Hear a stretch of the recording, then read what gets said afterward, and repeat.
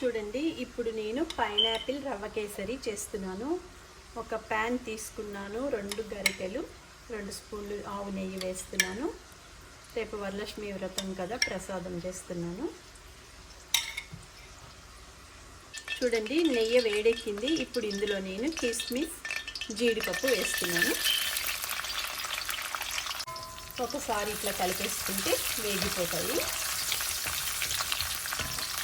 చూడండి, వేపుకున్న క్యాషు, కిస్మిస్ సపరేట్ పెట్టుకోవాలి.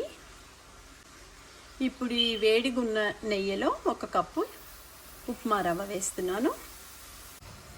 ఒకసారి ఇది శుభ్రంగా ఇట్లా కలుపుకోవాలి, కొంచెం బ్రౌన్ కలర్ వచ్చే వరకు.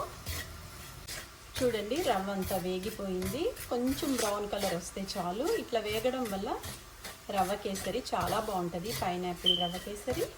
చూడండి, ఇప్పుడు దీంట్లో పైనాపిల్ వేస్తున్నాను. తరువాత 1 కప్పు షుగర్ వేస్తున్నాను. 1 కప్పు రవ్వకి 1 కప్పు షుగర్. ఒకసారి శుభ్రంగా కలుపుకోవాలి.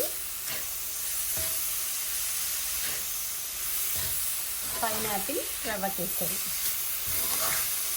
చూడండి, ఇప్పుడు 1 కప్ వాటర్ వేస్తున్నాను. ఇది ఇప్పుడు శుభ్రంగా కలుపుకోవాలి. చూడండి, కొంచెం కొంచెంగా నెయ్యి వేసుకుంటూ ఉండాలి. వేసి మళ్ళీ ఇట్లా కలుపుకుంటూ ఉండాలి.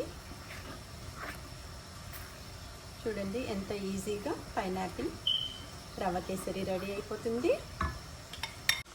చూడండి, నేను ఈ కేసరిలో కొంచెం కలర్ వేస్తున్నాను, ఎక్కువ వేయట్లేదు అన్నమాట. సో ఒక్కసారి ఇట్లా శుభ్రంగా కలిపితే కొంచెం కలర్ చేంజ్ అవుతుంది. ఫుడ్ కలర్ మీరు ఏదైనా తీసుకోవచ్చు, కానీ కొంచెంగానే వాడండి.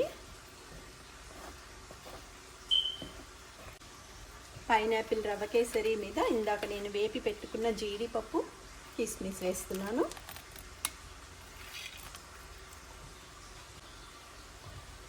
కొంచెం యాలక్కాయ పౌడర్, ఇలాచీ పౌడర్. చూడండి, ఎంత ఈజీగా పైనాపిల్ కేసరి రెడీ అయిపోయింది. ఈజీగా ఉంటుంది అన్నమాట. ఇది చాలా టేస్టీగా ఉంటుంది. పైనాపిల్ వేసాను కదా, అందులో ప్యూర్ ఆవు నెయ్యి వేసి చేసాను అన్నమాట. రెడీ అయిపోయింది. ఇది ఒక సర్వింగ్ బౌల్లో తీస్తాను. ఇప్పుడు రుచి రుచిగా పైనాపిల్ రవ్వ కేసరి రెడీ.